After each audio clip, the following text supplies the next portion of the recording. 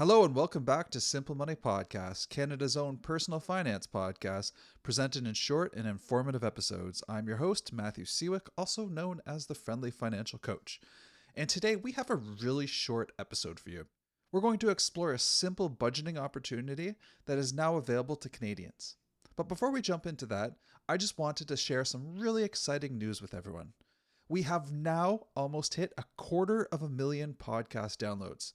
Yeah, you heard that right, 250,000. And this is just mind-blowing to me. It's an incredible achievement, and I just wanted to personally thank every single listener out there for your support. And of course, the support of this podcast has absolutely exceeded my expectations, and I truly feel quite flattered. So thank you so much. And this is also a perfect time to remind everyone that we do have a Patreon page where you can make a small donation to help support the show. The link, as always, will be included in the podcast notes. So moving into the episode, without a doubt, the COVID-19 pandemic has changed the world that we live in countless ways. Many of these trends, like working from home or using video conferencing programs, are likely here to stay in some form or another. With falling case counts and provincial governments reducing restrictions, we are gradually transitioning into a lifestyle that is sort of pre-pandemic. With this big transition to our spending habits, it's now time to dust off our trusty budgets and update them to stay relevant. When COVID locked us down, it essentially hit a reset button on our spending habits. These changes lasted for a very long time, which allowed old habits to fade and to be replaced by new ones. What we saw was that many discretionary expenses, like going out to restaurants, were wiped off of budgets and replaced with things like food delivery and online spending. Overall, Statistics Canada reported that Canadians spent less during the pandemic, and saving rates also went up.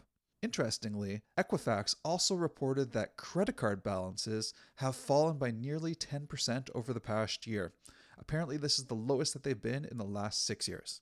Now, with the gradual reopening of economies, there is a fundamental shift to our spending habits, and knowing about this in advance gives us an opportunity to really decide how we want to shape our spending in the future.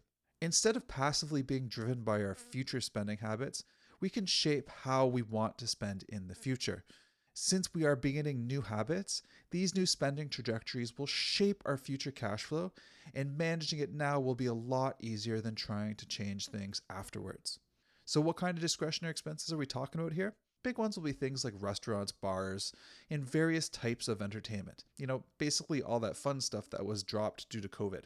So this gives us an incredible opportunity to refresh our budgets to decide how much we want to spend in the future on these categories. And then of course, figuring out some kind of a strategy to make that work. On a similar note, now is actually the perfect time to also start planning your future vacation too. With international travel likely being complicated until at least the end of the year or even sometime early next year, we can start putting money aside to pay for that awesome trip or adventure that you want to embark on. As an extra bonus, it'll give you something really fun to be excited about. Instead of splashing a whole bunch of money when you want to go on vacation in the future, putting aside something like $300 a month would fund a trip that's valued at $2,400 in about 8 months, which is next May. So that's it for today's episode. As mentioned, it's a super short one, but I would love to hear how your spending has changed and will be changing in the future. It's something that we could also possibly feature in a future episode. So thank you again for listening to Simple Money Podcast. As always, if you have any questions, you can send me an email at info@ffcoach.ca, or you can find me at Twitter @f_fcoach. Take care, be well, and talk to you soon.